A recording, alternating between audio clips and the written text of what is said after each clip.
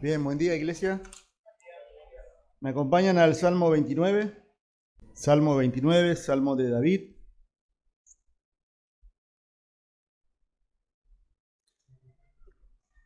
Es uno de los cánticos más hermosos de las Escrituras. Es un cántico también catalogado Salmo de alabanza. Y lo que apunta este salmo, que ahora lo vamos a leer y vamos a estudiar, a exponer, es conocer más la persona de Dios. ¿Quién Dios es? Es un contenido, su contenido netamente es teocéntrico, ya que debido en estos 11 versículos, el nombre del Señor se nombra 18 veces. Es enfático. Y el pastor que ya partió a la presencia del Señor, R.C. Sproul, una vez le preguntaron cuál es el mayor problema que la iglesia tiene. Y él, sin dudarlo, así con la sabiduría que Dios siempre le ha dado, dijo, el mayor problema que la iglesia tiene es que no conoce a Dios. Y el propósito de este salmo es que podamos conocer más acerca de la persona de Dios, como creyentes, como hijos de Dios. Y si no conoces a Dios, la idea es que también lo conozcas personalmente, que sea tu Salvador, que sea tu Señor en tu vida también. La idea también de este salmo es que tengamos un alto concepto de Dios y un bajo concepto más de nosotros mismos. Como dijo Juan el Bautista, ¿no? Es necesario que Él crezca y que yo mengue. Es un salmo interesante, que no hay ninguna petición.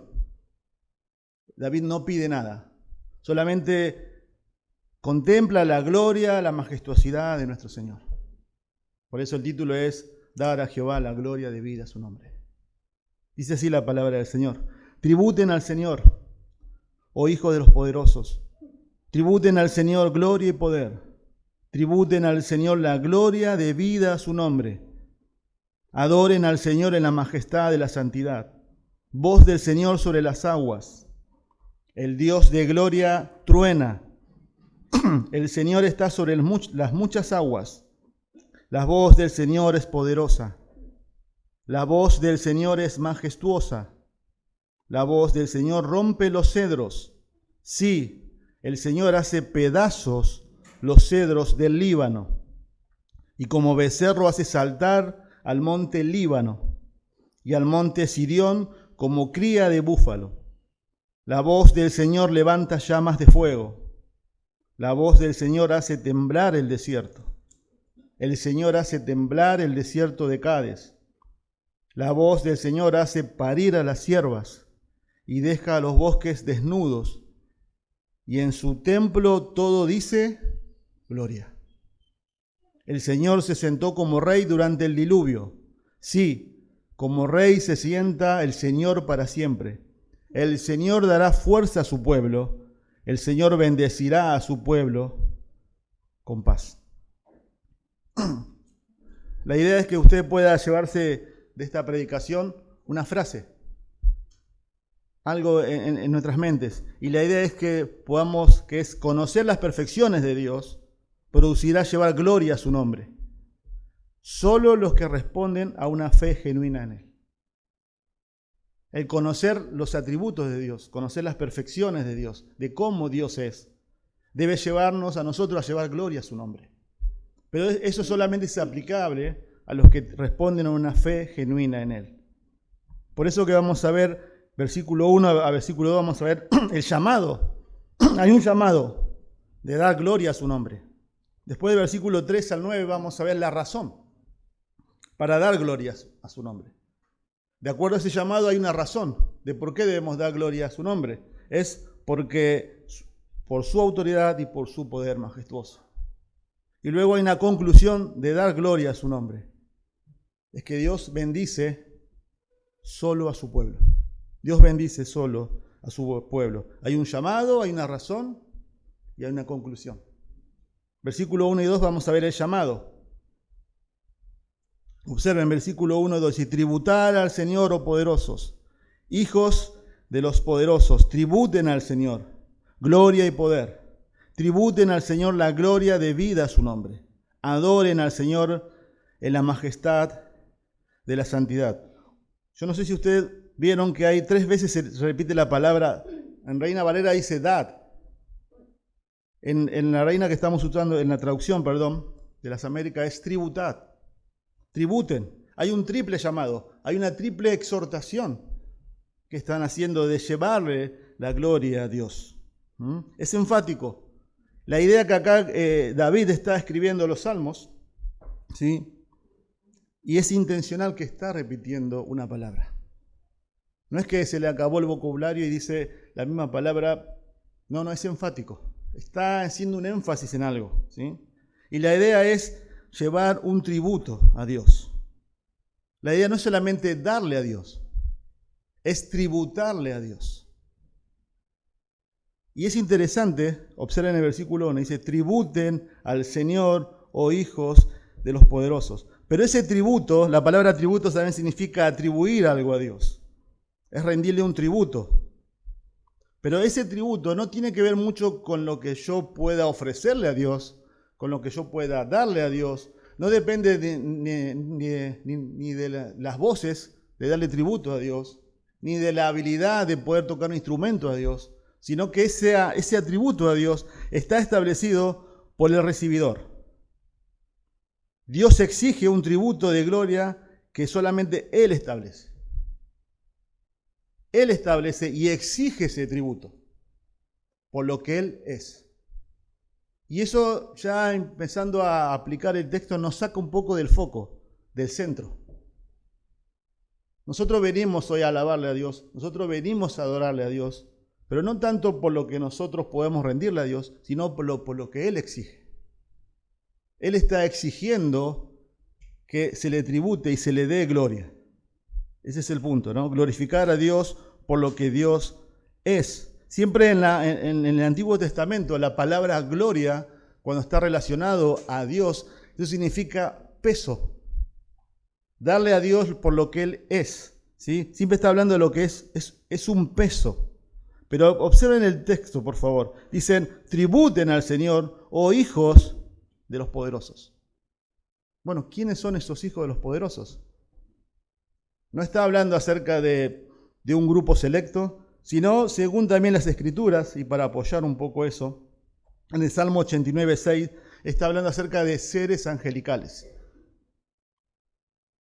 Los hijos de los poderosos, los estudiosos y también los teólogos, están atribuyendo a seres angelicales que deben llevar tributo a Dios. La idea que lo que David está haciendo es que está poniendo la escena de tributarle, de darle gloria a Dios en una vara alta, que son los seres angelicales, creados por Dios, seres creados que están delante de la presencia de Dios, que no se cansan de adorarle, de darle tributo, de darle gloria, de darle honra. Y la pregunta es, ¿por qué David está haciendo eso? Porque el punto, lo que David está queriendo hacer es que estos seres que fueron creados por Dios, que están delante de la presencia de Dios, no se cansan de darle gloria y honra. Pero el punto es que ellos no han experimentado la redención y la salvación. Nosotros sí. Por eso en Apocalipsis capítulo 5, versículo 11 dice, y miré, dice el apóstol Juan, y oí la voz de muchos ángeles alrededor del trono, y de los seres vivientes y de los ancianos. El número de ellos era miriadas de miriadas y millones de millones, que decían a gran voz, estoy leyendo Apocalipsis 5:11, el Cordero que fue inmolado es digno de recibir el poder, las riquezas, la sabiduría, la fortaleza, el honor, la gloria y la alabanza. Lo que David está intentando acá es causar un efecto en los lectores, que es el pueblo de Israel, pero también en nosotros, hoy, de asombro y reverencia hacia la persona de Dios. Si estos seres creados por Dios no se cansan de adorarle, de servirle constantemente, ¿cuánto más el pueblo de Dios que ha experimentado la redención, que ha experimentado la salvación, que hemos experimentado el perdón de pecados. Debemos vivir una vida constantemente de asombro y reverencia como ellos, que están delante de Dios y que dicen, Santo, Santo, Santo, llena la tierra está de toda tu gloria. Eso nos corresponde a nosotros. Y eso es lo que David está intentando causar. Pero observen, sigue el texto y dice, tributen al Señor gloria y poder. Tributen al Señor gloria y poder. Y esos dos adjetivos que está nombrando ahí a la persona de Dios, siempre en las Escrituras aparecen juntos. Es como una moneda donde tiene dos caras, donde está gloria y poder. Gloria y poder. La palabra poder ahí tiene el significado y la implicancia de autoridad. La idea es, yo puedo estar llevando gloria a Dios, yo quiero llevar gloria a Dios, como cantamos, darle a Dios la gloria debida a su nombre, pero el punto también es que debemos rendirnos bajo su autoridad. Si yo no me rindo bajo su autoridad, como Señor y Salvador, no puedo llevar gloria a Dios. No solamente es darle la gloria, la reverencia, sino también rendirnos bajo su autoridad. Si yo hago de mi vida lo que yo quiero, es imposible que yo le pueda atribuir gloria a Dios. Yo estoy atribuyéndole gloria para mí mismo. Pero sigue el texto. Tributen en el versículo 2. Estamos hablando acerca del llamado, la invocación de darle gloria a Dios. Tributen al Señor la gloria debida a su nombre. Tributen al Señor la gloria debida al Señor y a su nombre. Yo no sé si ustedes observaron, como le dije al principio, 18 veces se nombra la palabra Jehová, la palabra Señor, depende de las traducciones. Es enfático. Pero acá está usando el nombre de Jehová, el nombre del Señor, que es el nombre personal de Dios. Y en los tiempos bíblicos, y muchos ya saben acá también, se ha explicado también cuando estamos estudiando los Salmos, era vital y está siempre relacionado el nombre de Dios que se asociaba con su carácter. Entonces, David, intencionalmente usando el nombre personal de Dios, Jehová, está apuntando al carácter de Dios, de cómo es Dios, que tiene que ver con su carácter. Y la palabra ahí, Jehová, como muchos saben, Él es el autoexistente, el que no depende de nada ni de nadie. Él es el suficiente y Él es independiente. Él es completo en sí mismo, no depende de nada ni de nadie, solo de sí mismo, y hace que todo lo demás dependan de Él. Él es completo en sí mismo. Eso también es llamado muchas veces por los estudiosos, por los comentaristas, la aceidad de Dios, la existencia propia de Dios. Por eso en el Salmo 100, versículo 3, dice, sepan que Jehová es Dios. Él nos hizo y no nosotros a nosotros mismos. Pueblo suyo somos y ovejas de su prado. Entonces, ¿cuál sería la consecuencia lógica de llevarle tributo a Dios? David coloca la escena en el cielo donde los ángeles le rinden constantemente gloria y honra. Dad a Jehová gloria y poder, someternos bajo su autoridad. Tributar a Dios, darle la gloria por lo que Él es. Él es suficiente, Él es independiente, no depende de nada ni de nadie. ¿Cuál es la respuesta lógica? Observen el versículo 2. Tributen al Señor la gloria debida a su nombre. Y cambia ahora de tributar a dice, adoren al Señor en la majestad de la santidad. Adoren al Señor en la majestad de su santidad. La consecuencia lógica de esa adoración de atribuirle gloria es adoración. La palabra adorar significa postrarse en rostro. Eso es adoración. Esa es la respuesta lógica de atribuirle la gloria de vida a su nombre. Pero observen que dice, adoren al Señor en la majestad de la santidad. Habla de otro atributo de Dios, de su santidad. Y me atrevo a decir que creo que ese atributo, esa perfección de Dios, que es su santidad, es lo que más nos repele de Dios, lo que más muchas veces nos aleja de Dios. La santidad de Dios, un Dios 3 veces santo. Y esa fue la reacción normal y natural que tuvieron las personas que Dios permitió ver su gloria, su rostro. Dios permitió, porque si no tenían que haber sido fulminados. Isaías en capítulo 6, cuando ve la gloria de Dios, dice, ay de mí que soy hombre de labios inmundos. Juan en capítulo 1 de Apocalipsis, cuando Dios también se revela en toda su gloria, en toda su majestad, dice que cae postrado y no podía levantar la cabeza, y que el Señor se levanta y le dice, no temas, Juan.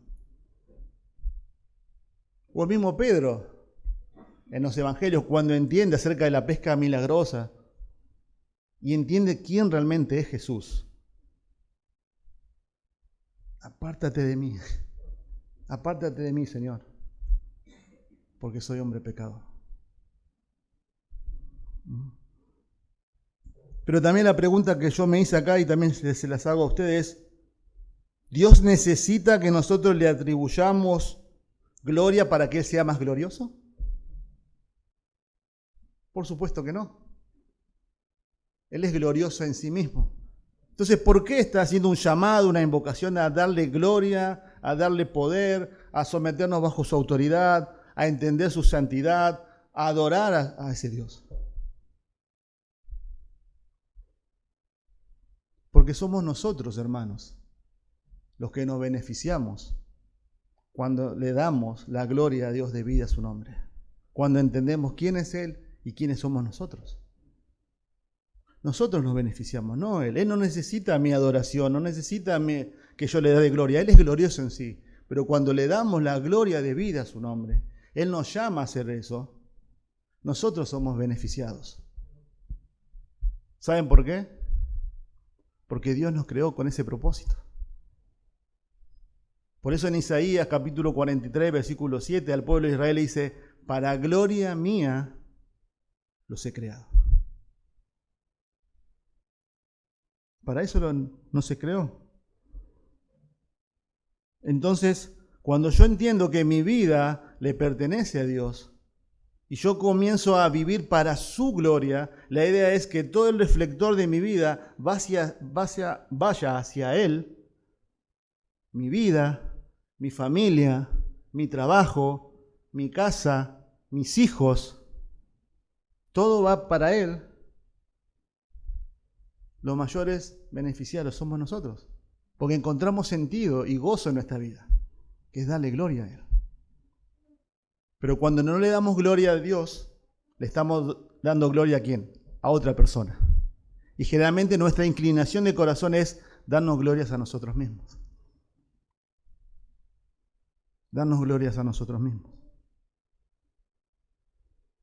Por eso en Deuteronomio capítulo 8, versículo 11, cuando Israel va a entrar a la tierra prometida, Dios le dice, cuídate de no olvidarte de Jehová tu Dios, que te ha dado esta tierra, que tú no es tuya, y la tierra que no labraste y casa que no edificaste,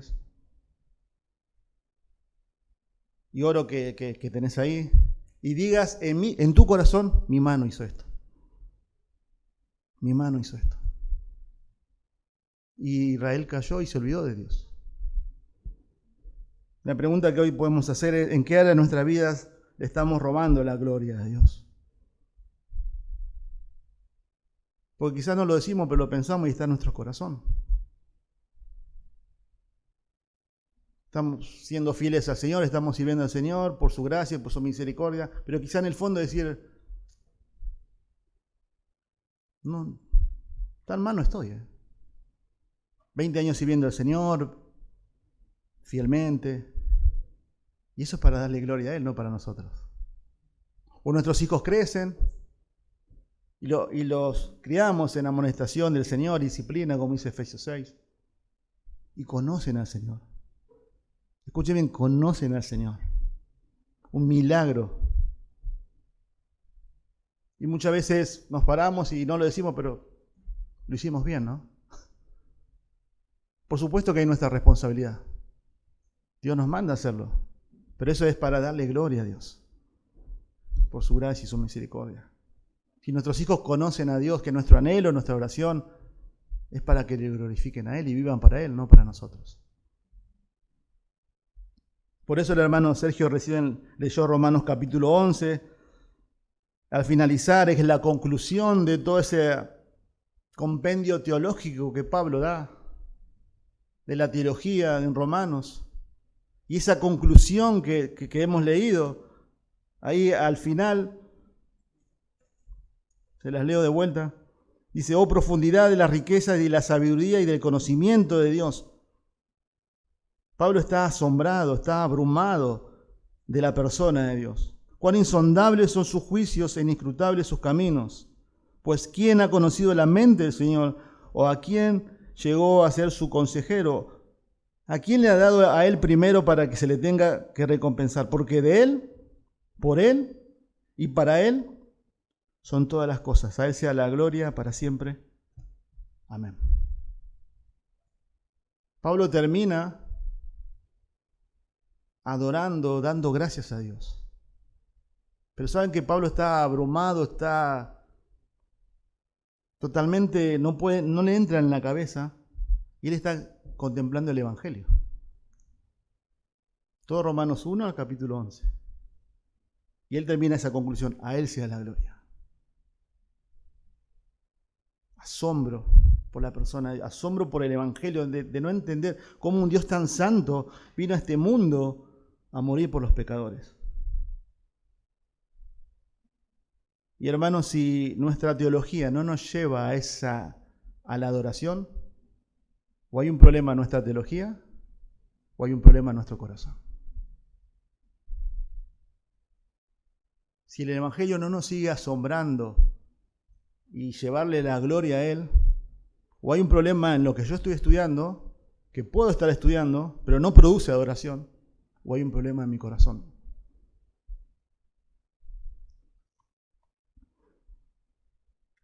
A Él sea la gloria. Pero vamos a ver versículo 3 al 9, la razón de darle gloria debida a su nombre. Hay un llamado, pero acá hay la razón, por su poder majestuoso y su autoridad. No sé si ustedes observaron que de versículo 3 a versículo 9, David, aquí, es la sección más larga del Salmo, 3 a 9. Es un salmo de alabanza por lo que Dios es, pero David está utilizando, observen acá, un lenguaje ilustrativo, figurativo, poético, para enfatizar la omnipotencia de Dios, el poder ilimitado de Dios y la majestuosidad de Dios. Y hace una ilustración para que nosotros podamos entender, y utiliza una tormenta. Una tormenta. Una tormenta sin precedentes que se origina, y acá 7 veces, de versículo 3 a versículo 9, se repite la frase: voz de Jehová, voz de Jehová, voz de Jehová. Es la voz omnipotente de Dios.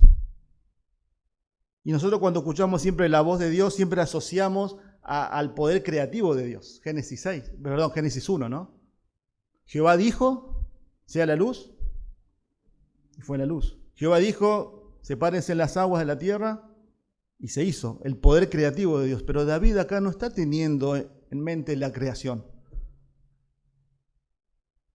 David acá está teniendo en mente lo que es destrucción.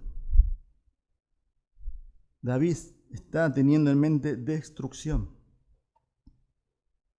Observen el versículo 3. Voz del Señor sobre las aguas. El Dios de gloria truena. El Señor está sobre las muchas aguas. Bueno, ahí está haciendo ese énfasis a la voz del Señor, que está originando la tormenta con su poder sobre las aguas. Está hablando acerca del mar Mediterráneo, que está a la parte occidental de Israel. Está haciendo énfasis que Dios está formando la tormenta ahí, en el mar. Dios la origina y Dios la dirige. Y su efecto es devastador. Su creación le obedece y no puede resistirse a la supremacía de todo el poder de Dios. Por eso dice, el Dios de gloria truena. Y seguramente lo que están leyendo acá los israelitas tienen en mente en Éxodo capítulo 19, cuando Dios le va a dar la ley a Israel.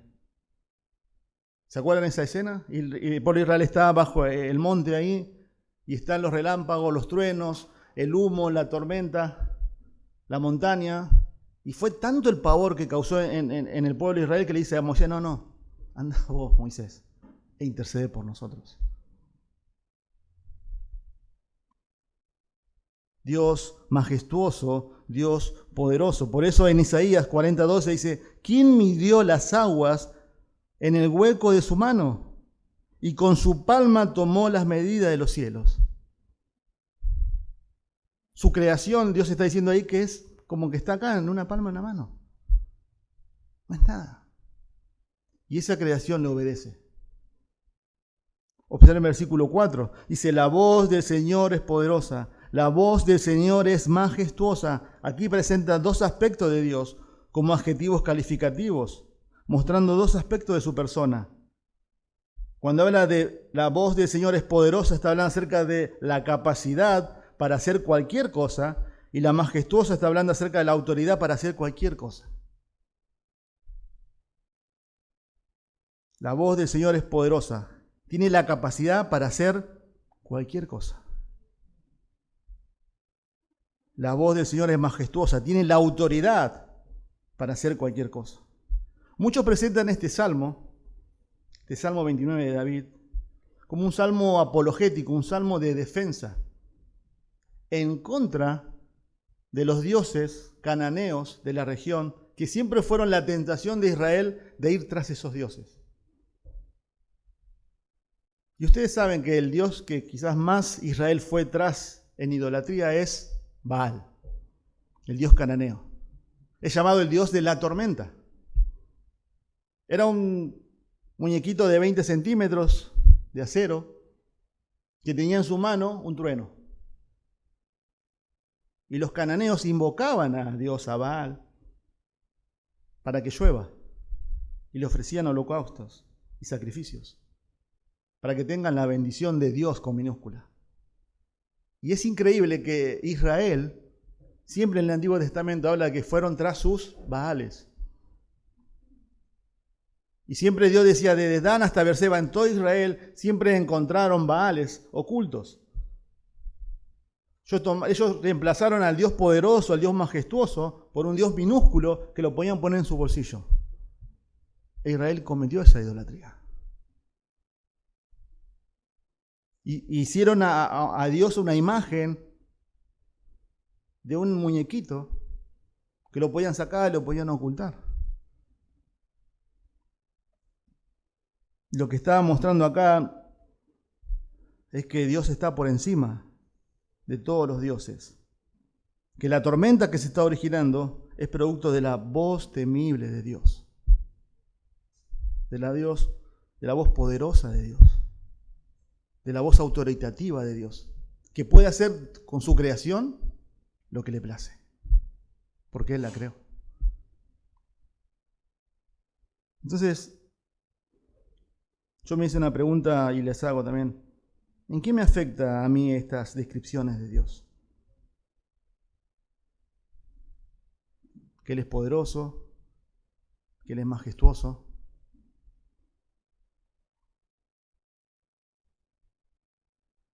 Él está, hermanos, por encima de cualquier circunstancia que yo y usted esté viviendo. Y como recién dijimos, Él tiene el poder para hacer cualquier cosa y Él tiene la autoridad para decir y hacer cualquier cosa. Y tu circunstancia está por debajo de ese gran Dios. Sea cual sea. Una enfermedad, familia que no se convierte, falta de trabajo, no lo sé. No sé cómo está tu corazón, Dios sí que sabe. Pero este es nuestro Dios, que tiene el poder y la autoridad para hacer lo que Él quiere. Observen versículo 5. El texto sigue. Dice, la voz del Señor rompe los cedros. Observen que la tormenta que Dios origina y que Dios crea en el mar Mediterráneo, ahora la está llevando a la parte norte de Palestina y la lleva al Líbano. La voz del Señor rompe los cedros. Sí, dice, el Señor hace pedazos los cedros del Líbano y como becerro hace saltar al monte Líbano y al monte Sirión como cría de búfalo. Es de tan magnitud esta tormenta que se presenta como un cataclismo. Pero observen su destrucción. Dios la está moviendo del mar hacia una cadena montañosa y hacia una zona de bosques, que es los bosques del Líbano.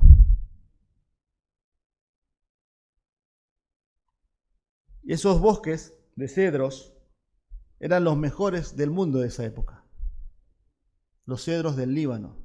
Todos iban a buscar esa madera muy preciosa a ese lugar. Eso era el orgullo de esa zona. Y Dios, observen lo que hace. Versículo 5 dice, la voz del Señor rompe los cedros. El Señor hace pedazos los cedros del Líbano. La palabra ahí, quizá en Reina Valera usted dice quebranta, pero la que estamos usando, las Américas, hace una buena traducción, dice rompe en pedazos. Esa es la idea. Porque tiene el poder y el control con su naturaleza creada. Observen un bosque. Los cedros no son arbolitos.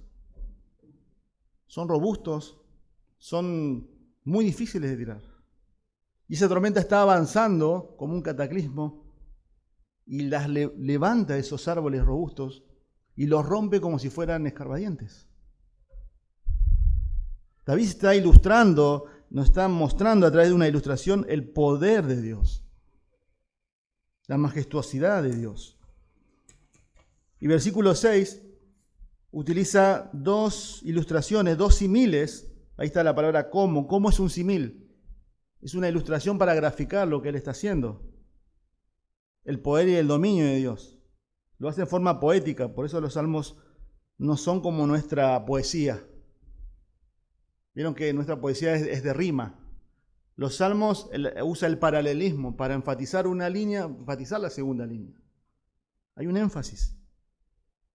Y observen, dice el versículo 6, y se le hace pedazo a los Líbanos, y como becerro hace saltar al monte Líbano, una cadena montañosa, y al monte Sirión como cría de búfalos.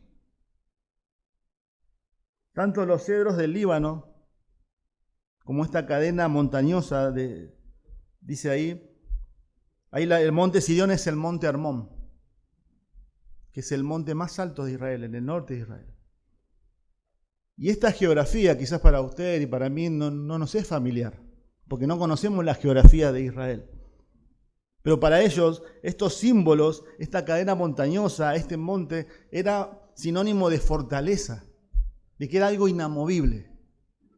Y Dios está diciendo en el versículo 6 que ese monte comienza a moverse y a saltar, la idea es como un terremoto, es un terremoto, como un becerro. Y el monte Hermón dice como una cría de búfalo.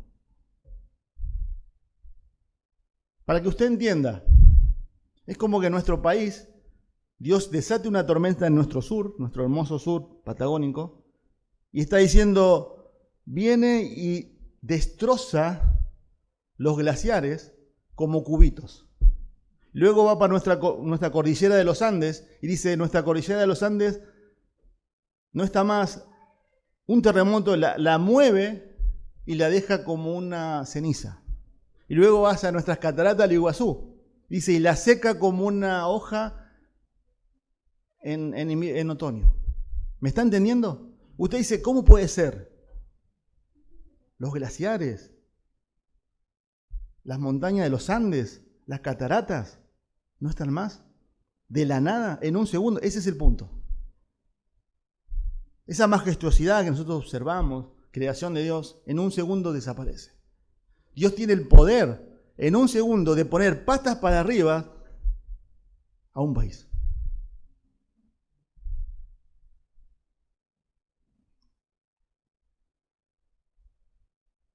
Pero observen versículos 7 al 9, la destrucción total de la tormenta. La voz del Señor levanta llamas de fuego. La voz del Señor hace temblar el desierto. El Señor hace temblar el desierto de Cades. La voz del Señor hace parir a las ciervas y deja los bosques desnudos, y en su templo todo dice gloria. Del mar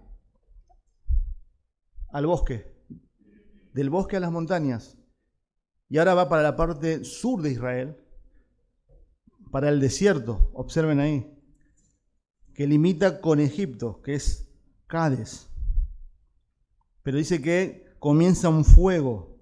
Versículo 7, la voz del Señor levanta llamas de fuego, la voz del Señor hace temblar el desierto. ¿Por qué David nos presenta la voz del Señor con tanta destrucción? Tenemos una idea de Dios como que a veces Dios es amor, pero Dios no es destructivo. Pero la Biblia habla de eso. Y hay un propósito. Y David está queriendo causar un efecto en sus lectores y también en nosotros. Y la pregunta que le hago es: ¿por qué la voz del Señor es descrita aquí con tanta destrucción? El fuego lo consume todo. Seguramente acá habla que la voz del Señor levanta llamas de fuego, es acerca de la tormenta por los rayos. Pero también en el versículo 8 se repite el paralelismo para enfatizar el progreso de la destrucción. La voz del Señor hace temblar el desierto, y es tanto esa destrucción que hace temblar el desierto de Cades y hace parir a las ciervas. Los animales tienen tanto miedo, tienen tanto pavor, que sus crías nacen prematuramente por ese miedo. Pero la pregunta que les vuelvo a reiterar: ¿por qué la voz del Señor es descrita con tanta destrucción? Porque David entendió la gloria de Dios. Y esa gloria nos muestra un Dios grande. No un Baal, no un Dios que yo de 20 centímetros que puedo colocar en mi bolsillo. Un Dios soberano. Un Dios que no ha dejado de ser justo. Un Dios que no ha dejado de ser destructivo. No es el Dios del Antiguo Testamento y el Dios del Antiguo Testamento. Es el mismo Dios que hoy venimos a cantarle, a adorar y a escuchar de su palabra.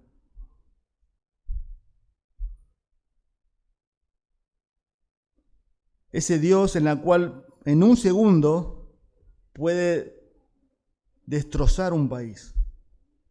Por eso, hermanos, ustedes observan que es un cántico de alabanza. David no está pidiendo nada. Y es a propósito. Y también, no sé si ustedes observaron que no hay intervención del hombre aquí. No se nombra ningún hombre.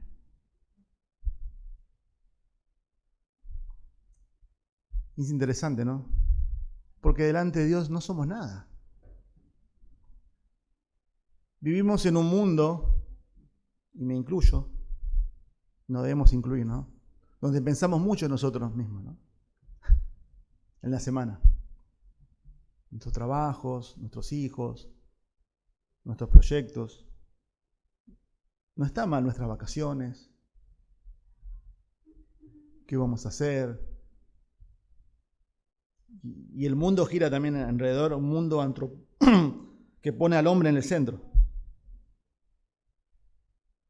Pero no somos nada delante de Dios. Nada.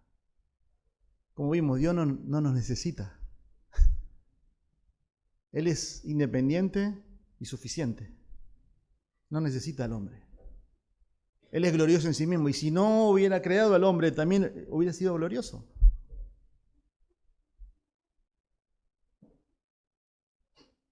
Dios no nos necesita y también eso quebranta nuestro orgullo, ¿no?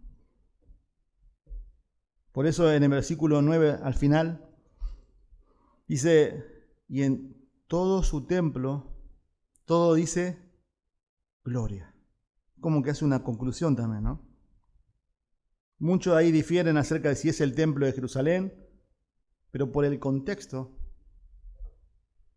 y también en otras partes de la Biblia, en Salmo 11:4 dice, el Señor está en su santo templo, el trono del Señor está en los cielos, sus ojos contemplan, sus párpados examinan a los hijos de los hombres. Lo que se está refiriendo ahí no es el templo de Jerusalén, sino que su templo se está refiriendo a toda la obra creativa de Dios, creada de Dios, y aún más allá.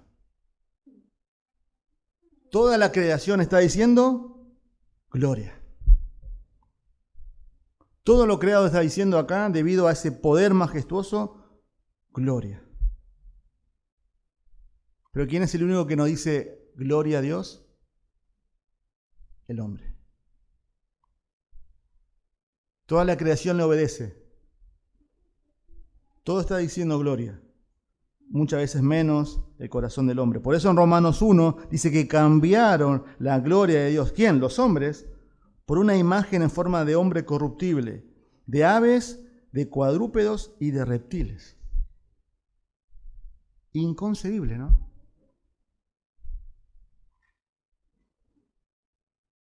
Por eso, hermanos, este salmo nos debe llevar a tener un alto concepto de Dios y un bajo concepto de nosotros mismos. Y si Dios está haciendo eso ahora en tu corazón, amén, porque ese es el propósito del salmo. Que tengamos un alto concepto de quién es nuestro Dios y un bajo concepto de nosotros mismos. Pero llega al versículo 10 y al versículo 11, que es la conclusión de darle la gloria de vida a su nombre. Es la bendición de Dios solo, escuchen bien, solo a su pueblo. El Señor se sentó como rey durante el diluvio. Sí, como rey se sienta el Señor para siempre. El Señor dará fuerza a su pueblo. El Señor bendecirá a su pueblo con paz. Parece que el versículo 10 y 11 es como que hay una desconexión, ¿no? Porque viene hablando acerca de la tormenta, de la destrucción de Dios, del poder de Dios, de la majestuosidad de Dios. Y dice, el Señor se sentó como rey durante el diluvio. Sí, como rey se sienta el Señor como siempre, pero no. Porque hay una conexión, porque estamos viendo de una destrucción de una zona geográfica que David está haciendo mención. Pero ahora pasa, observen el versículo 10, el Señor se sienta como rey durante el diluvio. La palabra diluvio ahí solamente aparece en Génesis 6, 7 y 8. Y está haciendo al diluvio universal, literal, que pasó. Que Dios, viendo tanto la maldad de los hombres, decidió exterminar. Salvo 8 personas. Noé y su familia. Entonces, lo que el texto está enfatizando ahí es que tanto una destrucción local como ahora tanto una destrucción universal, Dios se sentó y es el rey. La palabra ahí, el Señor se sentó como rey, la palabra es entronizó. Él tiene el control soberano tanto en un evento local como lo que pasó en el diluvio. Porque Él lo provocó. Y Él lo mandó. Y esto causa un efecto en los que leen. Ese es el punto. Porque estas destrucciones, según las Escrituras, también quiere causar un efecto. Y también es aplicable de que también viene una destrucción. La Biblia habla mucho acerca del día de Jehová, donde Dios va a juzgar al mundo, va a juzgar a los hombres por todos sus pecados. Pero la idea es que tanto en esta tormenta que pasó en Israel como en el diluvio, no hay escapatoria. Simplemente, dice Génesis, Noé halló gracia ante los ojos de Dios, porque le creyó a Dios. puso su fe en Dios. ¿Quién puede escapar de la persona de Dios?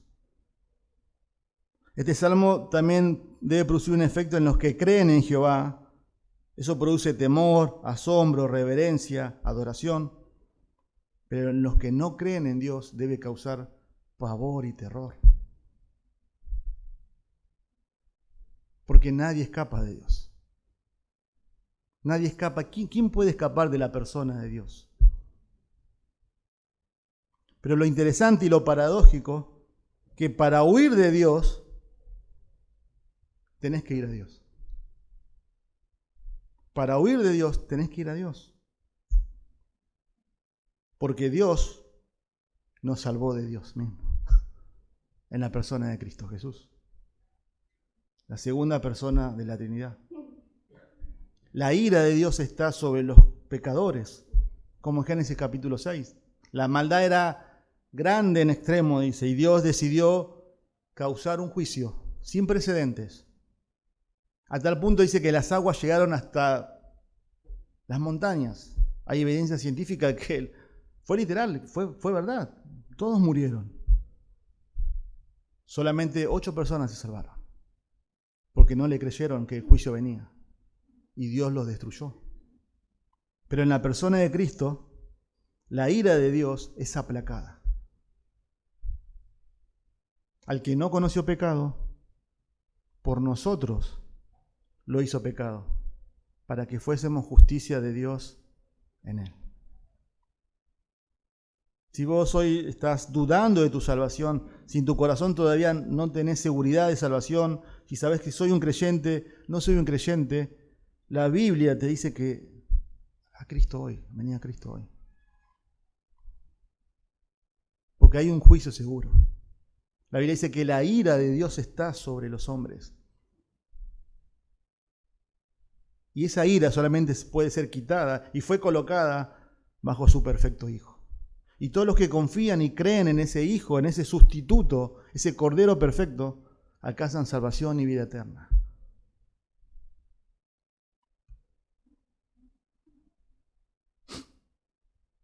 Por eso acá hay un giro y dice, el Señor dará fuerza a su pueblo. Solamente a su pueblo. A los que son posesión suya. Y aquí hay 2 bendiciones. Observen versículo 11. Él dará fuerza a su pueblo y Él bendecirá a su pueblo con paz. Fuerza y paz. Fuerza y paz. Y es interesante que en el versículo 3 al 9 se vio la fuerza de Dios, el poder de Dios en toda su magnitud. La idea es que toda esa fuerza, todo ese poder está disponible ahora para su pueblo. ¿Pero para qué? ¿Para que su pueblo haga lo que quiera? No.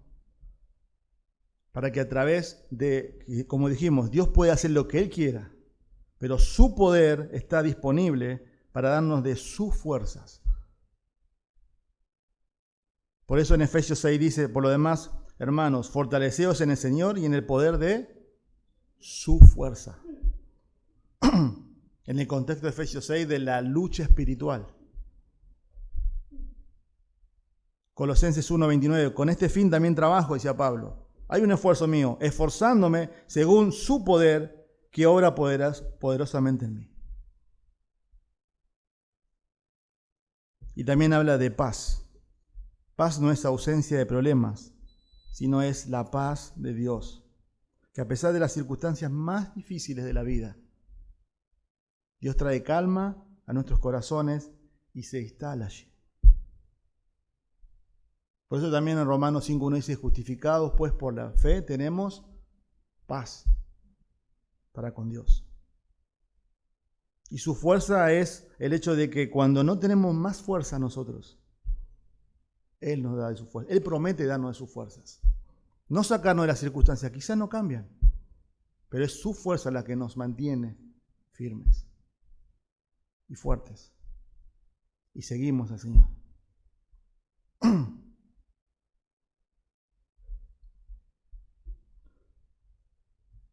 ¿Qué estamos haciendo en cosas prácticas para conocer más de este Dios?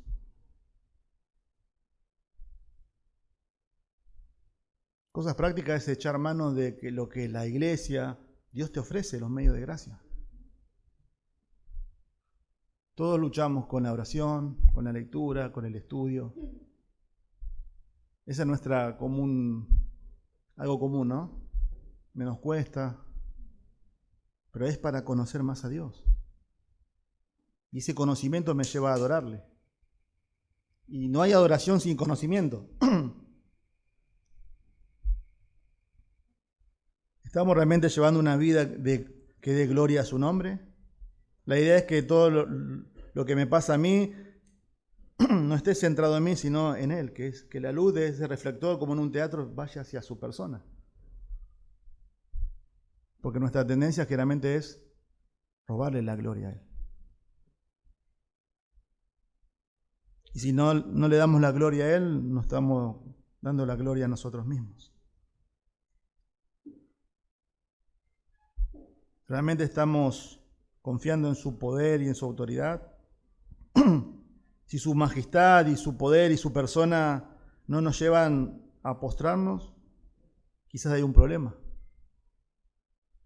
Una vida de asombro hacia la persona de Dios, que no me lleva a una vida de oración, de servicio, de vivir para otros, de vivir para Él.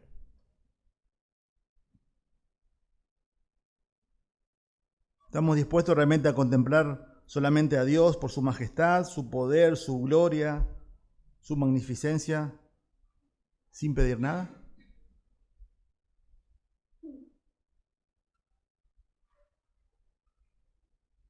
¿Tenés realmente la paz y la fortaleza de Dios cada día o estás huyendo de Él?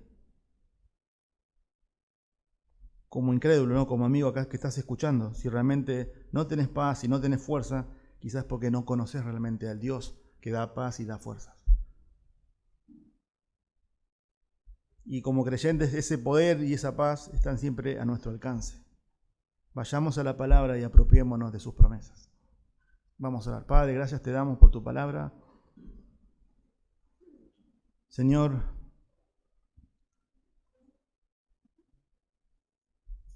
eres tan grande como cantábamos, Señor, y a veces, Señor, nos cuesta entender de tu persona, de tu poder, de tu autoridad, de tu gloria, de tu nombre.